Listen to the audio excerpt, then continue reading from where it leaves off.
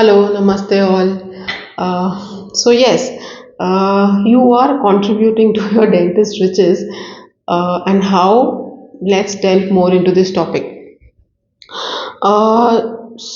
This is a little longer topic according to me, and I've made it into series. So this is the first part, and I'll start with something very basic, that a very small issue, that is food lodgement. Yes, your food getting stuck in your mouth is contributing to your dentist riches.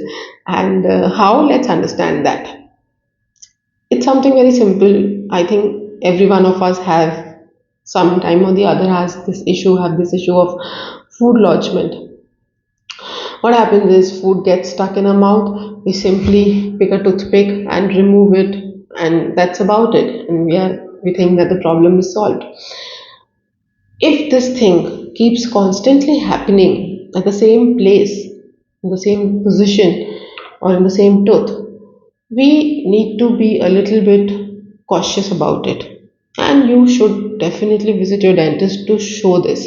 You should not have that chalta attitude ki theek ho jayega apne se. It's not like that. I'll tell you how. So let's say the food gets stuck over here between your teeth. Either the food can get stuck between your teeth in your gums, over here, like example, between the two teeth, or it can get stuck in between your teeth. Okay, so we'll just cover these two things today. Say it gets stuck between the two teeth. What happens? Whenever the food gets stuck and you simply place a toothpick and push it out, trust me, the whole of the food particle that is stuck never comes out, the entire thing. Little bit still is there, and that causes a bacterial invasion, a bacterial attack in your gums, which causes inflammation. By inflammation, I mean gum swelling, right? So, whenever gum swelling happens, what happens is little bit more space is created, and that again causes more food lodgement. So, it's like a vicious cycle that is happening. More food lodgement happens, again you take a toothpick and put it over there and push the food out. 90% of it probably comes out, but something or the some 10% or 5% still remains there, and that definitely causes a lot of bacterial invasion. So what happens is, as a result, whenever food gets stuck over there in the gums, it can either cause bone loss, how the bone starts eroding. Whenever there is a bacterial invasion, the bacteria will either cause bone loss over there. Between the beneath the gums there is bone, or it can attack your teeth. It can cause cavity over here between the two teeth, which is not visible. If you open your mouth in the mirror, usually people do that, they open their mouth in the mirror, in front of the mirror, and they see ki are cavity to nahi hui aaj, theek hai, ho gaya. So it's not like that.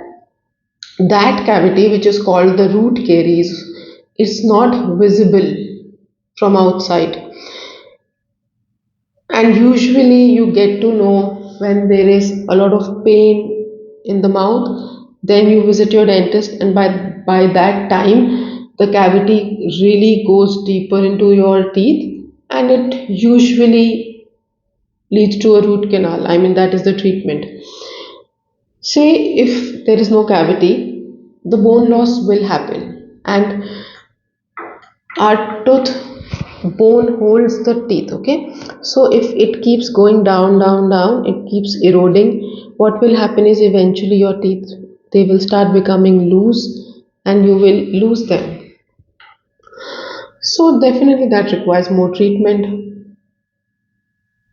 And if the food lodgement happens between the teeth, on the teeth, on this surface, chewing surface, again you either brush it off or clean it or rinse your mouth, and you feel that the problem is solved.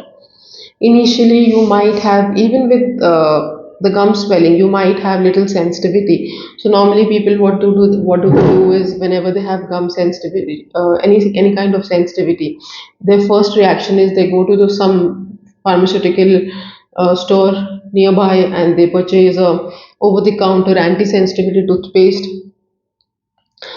and they start using it.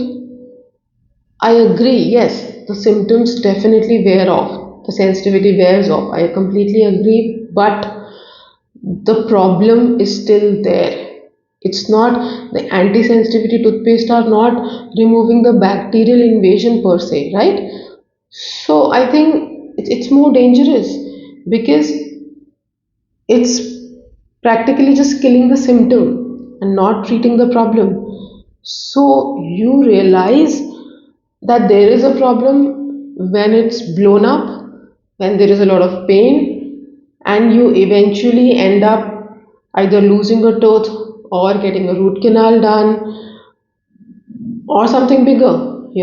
So it started with a very small food lodgement. The solution to it would have been a very simple one. Probably just a small gum cleaning was required. Probably just a restoration, a small filling was required, and that's about it. But yes, your ignorance has blown up the problem. It has made the dentist richer. So definitely that's my viewpoint, that do visit your dentist every 6 months, or whenever you have some food lodgement or small issue, definitely visit them and get the problem solved at the basic level. You should catch them when they are young, and not let wait for it to grow bigger.